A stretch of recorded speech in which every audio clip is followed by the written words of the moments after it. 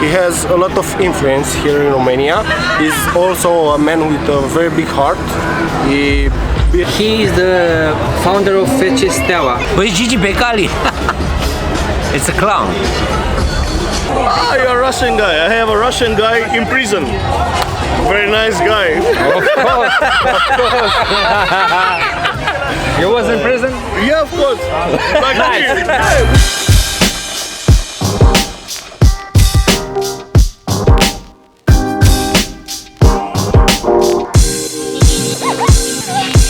27th of August 2013. The game between Legia Warszawa and Steaua Bucuresti starts at the Stadium Józefa Piłsudskiego. The group stage of the Champions League is at stake. A grey-haired man watches the game in a prison camera.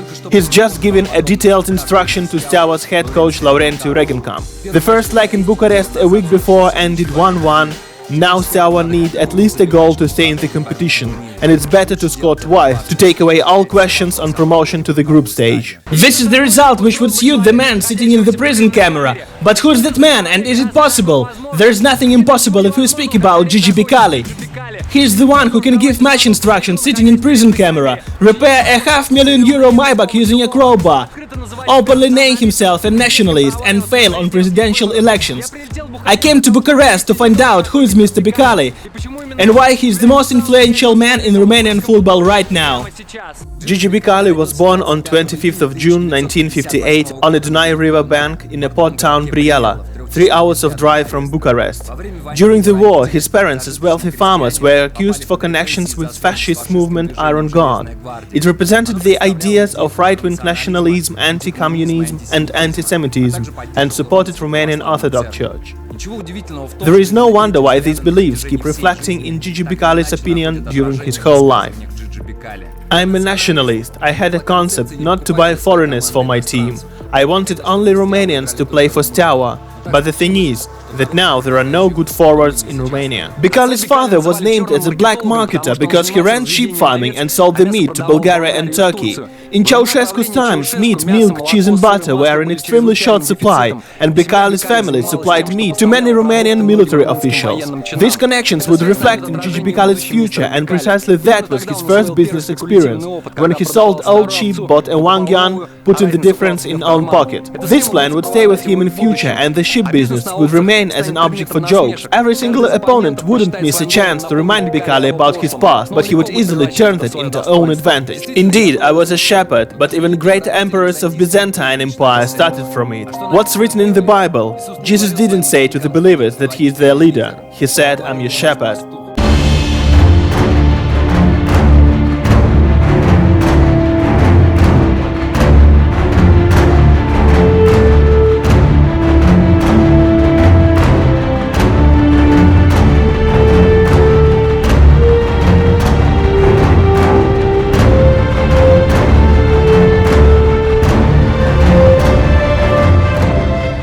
His father left him many landlots, namely near Bucharest, and when we started building, he was very lucky to sell some of his lots for a really good price.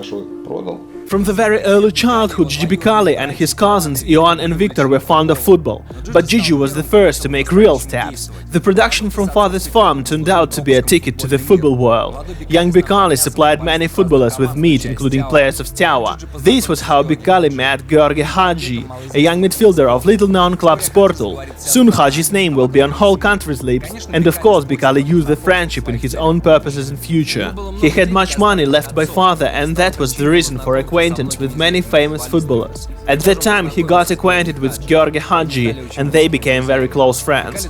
Becali even told stories about them picking up girls in restaurants many years ago.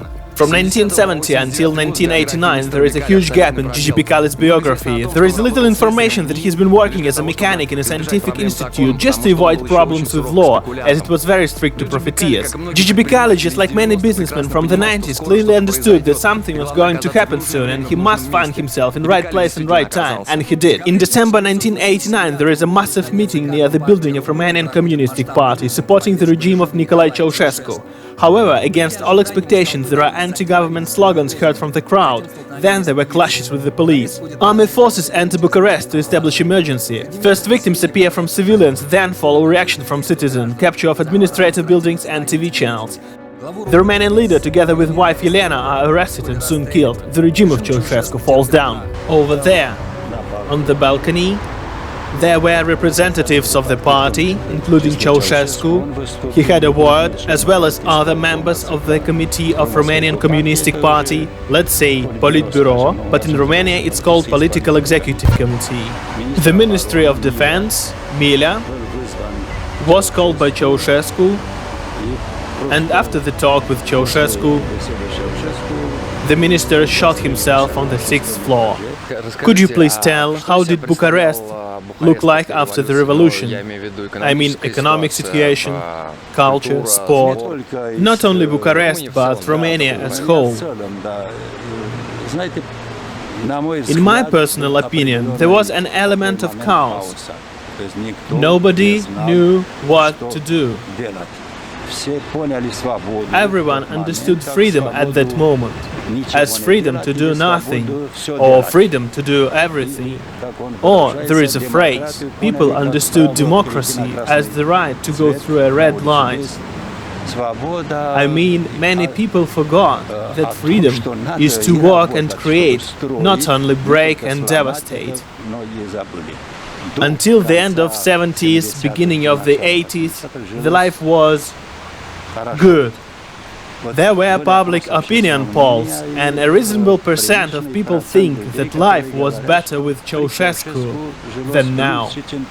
There was nothing in shops 6-7 months before the revolution. People were poor and wanted to eat, and Becali's father had serious privileges in comparison with other people, because he always had meat, milk and cheese. He was selling it, and he was very rich. By the way, after the fall of communistic regime, many bookmakers came to the country. They appeared and disappeared really often. The state began regulating the business only in 2013. Nowadays, there are nearly 120 bookmakers in Romania, and it's hard to check their business. Some are created for securing interests of match-fixing syndicates. Regular people suffer from the dark bookmakers, which number is huge, because on average, 45% of adult Romanian population plays bets on sports at least once per week. It's a huge number and a big problem. The Romanians don't place bets on Romanian league because it's corrupted from top to bottom. Even the head coach of the national team, Victor Pițurcă, was imprisoned in 2013 for match fixing. If you decide to dive into betting, play with the reliable bookmakers, choose Marathon Bet. In 1990, Becali quits his job. Now he's a legal businessman. $200,000 from grandfather in USA, $100,000 borrowed from Gheorghe Hagi, are invested in wholesale. He becomes a shuttle trader. He starts to bring from Turkey huge batches with jeans, cigarettes and soap. While others could let themselves only 1-2 pair of jeans for whole family, I had tons of them. My house was overloaded not only with jeans but with money. Ancient Roman poet Juvenal noted that it's enough bread and circuses to fight revolution. The authorities just need to give it to people, but Romanian powers had neither. Nobody cared about culture and sport. There was struggle for survival, and clubs like Dinamo and steaua were neglected in the new country. Steaua belonged to the Ministry of Defense, Dinamo to Ministry of Internal Affairs, but neither had money. Total corruption, all what wasn't nailed down was stolen, nobody thought about football. The players weren't needed in home country, and the first wave of migration to Europe starts. Gigi Becali played his role in it. He actively starts to work with players. His main goal is his friend, Gheorghe Hagi. Wherever he went, Germany, Belgium, Netherlands, I followed him. Once I offered him 2,000 marks, he became stunned. That was a crazy amount for him. In 1998, the club was absorbed by private investors. One of them was Viorel Păunescu. A couple of years under his rule drove the club into even bigger debts. This resulted in the club's sale to another owner. That was Gigi Becali. Becali came to Steaua in very severe times. The club had no money at all because military generals who ruled the club before just stole everything there. He took the club and started to invest own funds, but he did it not only for love of football. In return, he demanded from the army rights on footballers. What I mean, at that time Becali examined transfer market and he wanted to get profit from selling steaua players. The generals granted him the rights in exchange for his investments. Many coaches and players changed for the time of his rule. It may seem Becali's ideas were a bit special, but qualifications to the group stages of Champions League and Europa League prove that he is a good manager. Belief in God accompanied Becali his whole life, and sometimes he combined the belief with football. In season 05-06, after a streak of poor results, Becali invites a priest. He sanctifies dressing rooms and the pitch, and Steaua qualified to UEFA Cup semi-final. Later, Becali donates to church on Athos Mountain more than €2 million, and before one of Champions League match promises to build dozens of churches for every win. Let's rewind a bit. To become so powerful and rich, Becali needed a chance which may fall once in a life, and he eventually got it. This was the land deal with military. Let's recollect that the connections with the military he inherited from father, who supplied the army men with meat and dairy products. Steaua were also founded by army, and they were still in poor financial state, but possessed attractive land holdings. This interested Becali first of all. From 1996 until 1998, Becali made several exchanges with Ministry of Defense. Gigi Becali, having more than 30 hectares of land lots in Stefanesti suburbs, a bit far from Bucharest, exchanged them on 28 hectares of land lots right near Bucharest with the army. The prime cost of the land lots given by Becali, although there were 31 hectares, was 52 or 56 times lower than the land lots he took from the army. That was a poor piece of business for the Ministry of Defense. Generals and Becali were linked, and later there were initiated criminal proceedings which resulted in arrests and sentences to prison terms. That was a real sabotage in the army. They exchanged expensive land lots for cheap ones. It's like you gave me rubbish and I'll give you gold in return. Becali paid for military parties, the army men were sitting in his pocket, and also, due to it, he established control over Steaua football club. Step by step, he grabbed the club for himself. It's my first time at a fixture of Romanian Cup, and the atmosphere is rather specific, because it's 15 minutes until kick-off. The teams even didn't make a warm-up, they came to check the pitch. The amount of spectators is zero, as you may see. This is about match fixing. For a long period of time, Steaua have been the best Romanian club, breaking records in the amount of home titles, cups and super cups. However, by 2003 the club finds itself on the brink of bankruptcy, and Becali uses the situation. He buys more than 50% of the club's stock, becoming a full owner of the club. By this he makes the first step in making his dream true, becoming the Romanian Silvio Berlusconi, whom he regarded as an example of a successful man. Becali loves to repeat, either I'm first or I'm gone, there is no second place for me. This is the National Arena of Bucharest, perhaps the only sports construction that the country can be really proud of. Somewhere here is the box where Mr Becali loves to watch the games of his team. The stadium is indeed huge, and the access for regular tourists is closed. It's my first time in National Arena. You cannot get here. There are no stadium tours here. Finally, Becali got a possibility to start serious business. He turns the club into a private one, solves problems with the debts, promises to get rid of foreigners and invite purely Romanian players, and appoint the best coach of the planet. In a word, he used all his money, experience and connections to breathe a new life in Steaua. This encourages fans who believe that not only one club will resurrect, but also whole Romanian football. Having bought the club, Becali establishes dictatorship not worse than the Gun Ceausescu. He strictly controls the transfer and club policy, sacking coaches after first failures. At that time he used to repeat, I pay money and I establish my rules within the team. There is no democracy here. I'm in a suburb of Bucharest, nearly 20 kilometers from the city, in a cottage village. Here lives the president of fcsb, Helmut Duhadam, a legend of Romanian football, the man who brought victory to Steaua in the Champions Cup in 1986. A goalkeeper, he deflected 4 penalties in a row from Barcelona, and thanks to him Steaua won that final.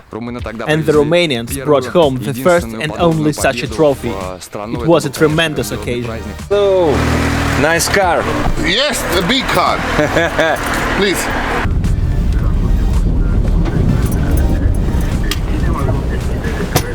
Hello, cat. This is my car, yeah. Hello. Hello, this is my wife.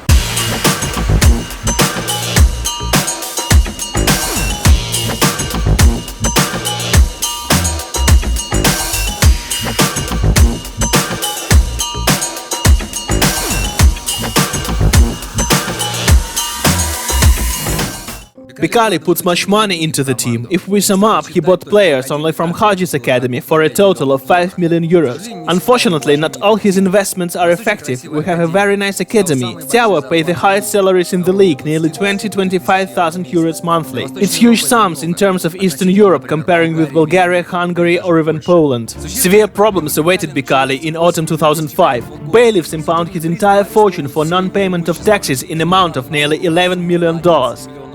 Gigi puts all efforts to protect the holdings. He enters into a series of trials with fiscal authorities. Simultaneously, he seeks to declare Steaua bankrupt. The assets and balance of the club are now owned by a newly formed company, AFC Steaua Bucharest. As a result, Becali sues the fiscal authorities and saves the holding. In 2006, the state, in person of National Anti-Corruption Directorate, attacks from another side. It raises question about the deal on landlords exchange with Romanian army. The army men were witnesses in the court, including the ex-Minister of Defense Victor Babiuk, who's also been handed a real prison sentence. As the case against Becali temporized, he needed an immunity against criminal prosecution. He set his sight on political activity by becoming a candidate for the president of Romania, with a program that included a Christian doctrine and bringing right-wing ideas to life. One of these ideas was restoration of the Great Romania. He built a village, from bottom to top, from nothing. All new houses, everything is new, everything is great there. And in 2 years there were elections. And only 7 voted for him. Do you know why? Because representatives from the opposite party gave 50 lei to everyone for drinking alcohol. I can't believe this.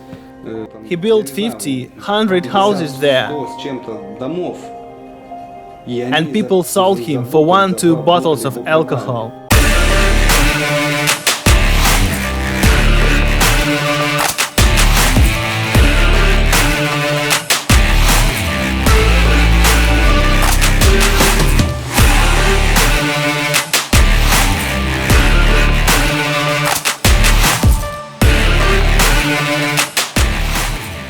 The most interesting story was when Becali came to politics, because having become a super popular person, he did a really crazy stuff beyond explanation. For instance, he recorded a video how he's trying to break into own Maybach at a cost of €500,000 with a crowbar. Called the president of Rapid Bucharest gypsy jerk, the president of Dynamo Bucharest gay gypsy communist. Prohibited to play the Queen's song We Are the Champions because Freddie Mercury was a gay, and named himself no less than a messenger from God on Romanian land. Despite all epatage, he lost in the first round of presidential election, haven't even gained 2% of votes. I met Mr. Becali in 2004. At that time he formed a political party and invited me to enter it. I've spent there almost 8 years, and that wasn't my best time, because politics never attracted me. At that time, he has already formed own political party. And many people thought and think until now that it was just one of ways to hold him and stop his political growth. Nevertheless, Gigi Becali manages to become a member of European Parliament and then Romanian Parliament. This is where he applies his judicial experience even without a law degree. To be true, it should be noted that in 2005 he tried to catch it up and went to the law department of Ecological University. However, he quit it in 2 years due to the lack of free time. Something like a couple of months before the election, Gigi Becali was arrested on another case. The case was that his bodyguards found the thieves who had stolen his S-Class Mercedes. They found them, dragged to Gigi Becali, had a little, so to say, talk with them, explaining that they did the wrong stuff. And the state authorities decided that Gigi made a lynch law, which is restricted by law, and open criminal proceedings. At that time people resented against it, stating that regular people are protected by law, authorities, police, etc. But Gigi Becali just found the guilty people and took back his belongings. This rose his popularity among electorate. In 2007, Gigi Becali's dream came true. He manages to appoint his old friend and daughter's godfather as a head coach, Gheorghe Hagi. However, 3 months later, he disappointed the owner of Steaua. This happened after a goalless draw with CFR Cluj. Becali made ultimatum: if Mirel Radoi appears in the center of midfield, not defense, in next game, Hagi can be free. Hagi packs back. If Becali dictates me what footballer should play at this or that position, obviously he doesn't need a coach at all. Hagi is Becali's daughter godfather, they are relatives. Their relationships are far better than they used to be before. Gigi Becali bought many players from Viitorul club, which is owned by Hagi, because he had big financial problems. I think precisely that financial contribution helped him in avoiding bigger problems. Indeed, there were difficulties in their relationships, but I don't want to tell about it. That was long ago, and Hagi decided to make a clean break as friends. Now he brings his ideas to life in Hagi's academy and Viitorul club. Mr. Hagi was the coach of steaua for a short period of time, because the owner, Gigi Becali, put huge money into the club, but unfortunately he lacks patience. This is his disadvantage. There was no result and Hagi left. Then he changed many coaches. This continues now. He invests really big money but cannot wait for the result. Hagi left steaua because Becali used to call him to the coaching bench during matches, dictating whom to release and whom to take away, and what tactics to apply. Before the matches he told coaches what starting 11 should be picked, and this is Becali himself. There are too many talks about Becali's interference into coaches' work. Yes, indeed, he tells coaches who should play. But it's too exaggerated by the press, he announces it himself. Look, there were other examples of such interference, for instance Berlusconi in Milan. I see nothing bad in it, because it's his team, his money and his business. When something goes wrong, he has right to interfere. If the team was first in the table with a 20-point gap, he wouldn't do it. Since then, something has come between Hagi and Becali. Georgi leaves steaua forever, and one solid friendship comes to an end. Later they made peace, and Gigi even made an attempt to buy Georgi's son Ianis unsuccessfully. All good relations are gone. I think precisely this event burned doubts in success of football business as such. His interest to steaua cools down. He squanders the stocks of the club, give them to friends and partners, sells something. The financial crisis of 2008 also influenced Becali, which hit his assets and the club in particular. At that time, steaua failed to win a single trophy for 3 years, buy no-name players and set the salary limit in 10,000 euros per month. Of course, it provokes fierce critics of fans. Steaua's fans divide into two camps, pessimists and optimists. First announced that the club would die soon, it's being destroyed and Becali doesn't care, this provokes rage and protest. The others believe that steaua would rise from dust soon, and no one even guessed that very soon the club will lose even own name, but it needs the owner to be jailed.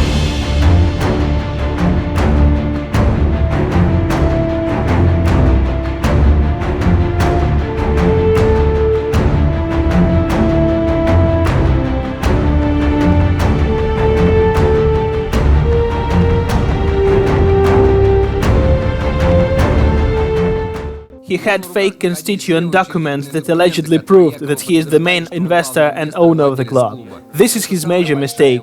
That's why he lost the name of the club and its history in court. Then there appeared new envious persons in the Ministry of Defense that initiated investigation that allegedly we illegally used the club's brand. The case went to trial and the army man won it. And everything we have been doing for 10 years was destroyed. Steaua name went to another club that now plays in 4th Romanian division. This was general's revenge against Mr Becali, I'm sure. It was tragically to witness the team's one of home games in Romanian Championship without the emblem and name on the scoreboard. There was a black square on the screen and t-shirts. The club's name even wasn't mentioned by the stadium announcer.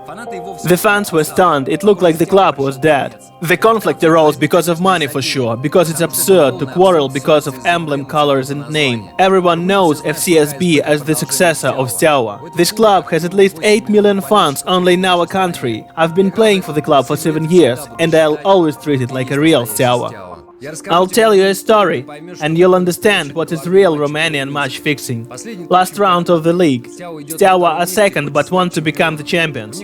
They have an easy last game, but not everything depends on them. In the other game, CFR Cluj, that sit first in the table, play against Universitatea, and Becali sends people with a bag with 2 million euros to motivate Universitatea players, because Cluj needed a win to secure the title. The thing is that people from CFR Cluj also came with a bag to Universitatea players. That was a double bribery of the players, and all depended on who would bring money first. This is a real match fixing in Romania. Only in 2013 Romanian authorities managed to send Becali in jail. He is arrested right in Bucharest airport while trying to escape. By the way, CFR Cluj had another case with match fixing. Dinamo Bucharest met Steaua in the last round of one of championships. CFR Cluj needed Dinamo's win or a draw. Becali traditionally sent people with a bag of money to Dinamo's representatives. A day before, the head of Department of State Security called the president of Dinamo and told, if someone takes Becali's money, whole club will have problems. Before the game, the stadium was surrounded by officers of the State Security Department, and they were ready to arrest the players and coaches of Dinamo if they lose to Steaua. Dinamo won 2-1, and this saved many families. Gigi was serving his sentence in VIP prison for high-level officials Constanța Poarta Alba. They may use TV, phone, laundry, works outside the territory, 30-day vacations, internet access, reading room and gym. For instance, Becali regularly invites two priests from Athens for a confession. This all is possible if the crime is not recognized as serious. After release, Gigi starts long litigations to return the club's name with mixed success. He even manages to return the assets. Nevertheless, only on 5th of June 2019, the owner of the club, Gigi Becali, loses the court. As a result, fcsb are deprived of win in Champions Cup and 21 Romanian titles. All trophies from 1947 to 2003 are moved from fcsb to a newly founded by Ministry of Defense FC Steaua that play in 4th Romanian League. The best way to see how's the club of Mr Becali going on is to visit the club's base where all players train. fcsb have been one of Romanian best clubs for a long time. But what about today?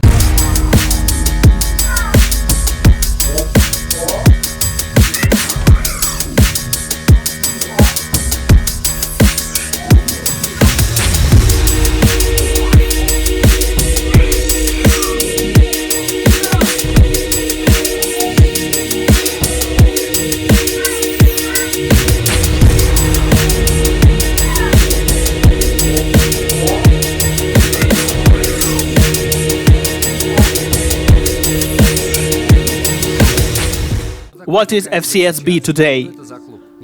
I won't tell that this is a completely new club, because I started my career here before moving to Europe and now returned back. I have something to compare with.